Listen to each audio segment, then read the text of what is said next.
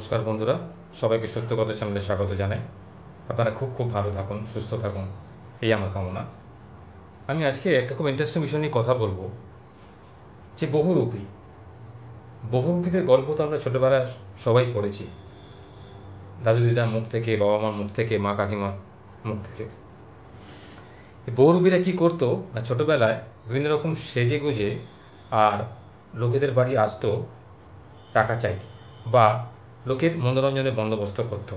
পাড়ায় গাঁয়ে কী হতো, সারাদিন লোকে ক্লান্ত হয়ে যখন বাড়ি ফিরত, সন্ধেবেলাতে বা সকালবেলাতে কাউকে দেখতে পেতেন যে তারা বহুরূপী সেজেছে। কেউ শিবের মূর্তি, কেউ কালী মূর্তি সেজে মানুষের মনোরঞ্জনের জন্য নিজেরা এইভাবে সেজেগুজে লোকেদের বাড়িতে আসতেন, নিজেদের পেটের রুজি রোজগারের জন্য। তো বর্তমানে এই বহুরূপী সমাজে কিন্তু আর নেই বলেই চলে, এর আর দেখতে পাওয়া যায় না। কিন্তু মানুষরূপী বহুরূপী সমাজে অনেক দেখতে পাওয়া যায়। কি এই মানুষরূপী বহুরূপী, আমি সেই নিয়ে আজকে আলোচনা করব। তো অনুরোধ হলো ভিডিওটা আপনার শেষ পর্যন্ত দেখবেন, যাতে ভিডিওটা আপনি মূল বিষয়বস্তু বুঝতে পারেন। এই মানুষরূপী বহুরূপী কাদের বলবো?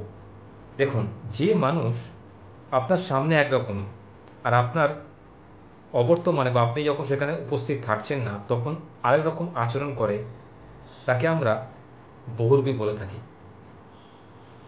তো বহুরূপী মানে একই মানুষের মধ্যে ভিন্ন রূপ। আমরা ভগবানকে বলতে পারি বহুরূপী, স্বয়ং শ্রীকৃষ্ণকে আমরা বহুরূপী বললেও ভুল হয় না, কারণ শ্রীকৃষ্ণের 108টা রূপ আছে। তো বর্তমানে মানুষ কলিযুগে বাস করছি আমরা, ভালো মন্দ মিলিয়ে আমাদের এই কলিযুগ। বলা বাহুল্য, কলিযুগেতে মন্দের থেকে ভালো নেই বললেই চলে। কারণ চতুর্দিকে যেদিকেই দেখছি হাহাকার, মারামারি, কাটাকাটি, খুন জখম, অর্থের জন্য মানুষে মারামারি, ভাইয়ে ভাইয়ে খুন,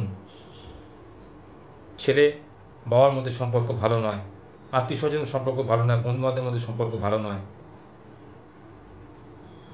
যে একটু বেশি রোজগার করছে তার পয়সা ছিনিয়ে নেওয়া, তার জীবন হানি করা, জালিয়াতি করা, অরাজকতা, এই সমস্ত চারদিকে লক্ষ্য করছি। তো কিছু মানুষ রয়েছে আমাদের জীবনেতে, আমাদের চারপাশে, যাদের আমরা বহুরূপী বলতে পারি। অর্থাৎ স্বার্থান্বেষী লোক। যে ব্যক্তি আপনার স্বার্থ ক্ষুণ্ণ করার জন্য উঠে পড়ে লাগে, অর্থাৎ যার সাধারণ রূপের পেছনে একটা অন্য রূপ কাজ করে, অর্থাৎ যে আপনার সামনে ভালো সাজার চেষ্টা করে কিন্তু আপনার অবর্তমানে আপনার বদনাম করে, আপনার কুৎসা করে, আপনার পেছনে আপনার কুৎসা করে। এই ধরনের লোক কিন্তু জীবনে একদমই কাম্য নয়। এদের অবিলম্বে জীবন থেকে বিতাড়িত করুন, আপনি ভালো থাকবেন। এই ধরনের বহুরূপী লোক আমাদের প্রত্যেকের জীবনে কিন্তু আছে, জানবেন, কম বেশি।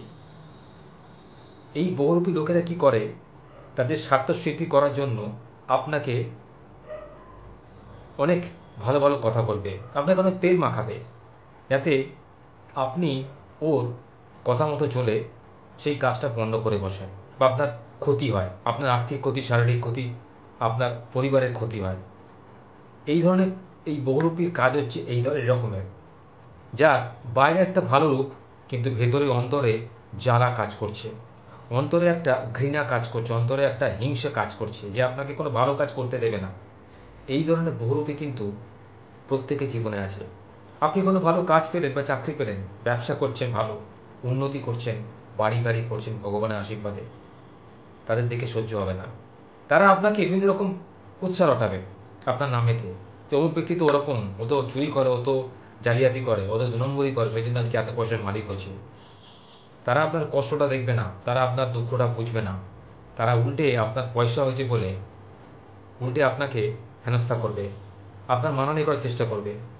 এই ধরনের লোক কিন্তু আপনার জীবনে একদমই কাম্য নয়, কারণ এরা আপনার জীবনের বিষের মতো, যে বন্ধুরূপী শত্রু হতে পারে, আত্মীয়রূপী শত্রু হতে পারে, পাড়া প্রতিবেশীরূপী শত্রু হতে পারে, বা কোনো চেনা পরিচিত লোক যে আপনার সঙ্গে একসময় কাজ করেছিল, বা যে আপনার পরিচিত, আপনার ভাগ্যটা ভালো হয়ে গেছে ওপরওয়ালার আশীর্বাদে, আপনি অর্থ উপার্জন করছেন, আপনি জীবন উন্নতি করছেন, সেটা তাদের সহ্য হচ্ছে না।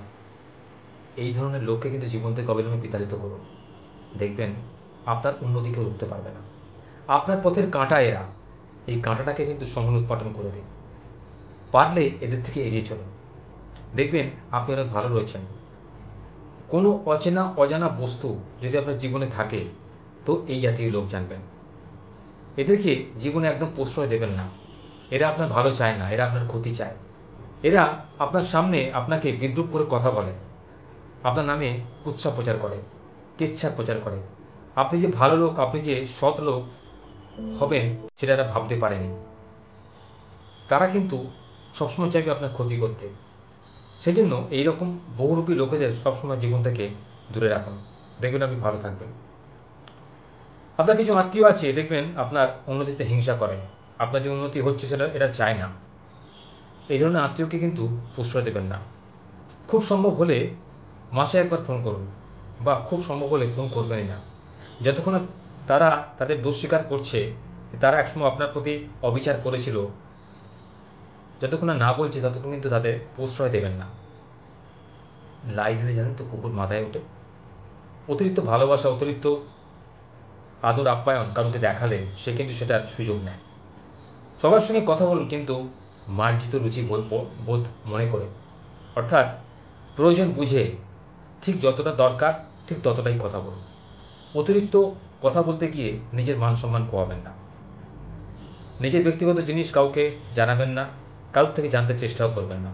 এগুলো করা উচিত না, কারণ আপনি যদি কারোর ব্যক্তিগত জিনিসে জানার জন্য উদ্যোগী হন, সেও কিন্তু চাইবে আপনার ব্যক্তিগত জিনিস জানার জন্য।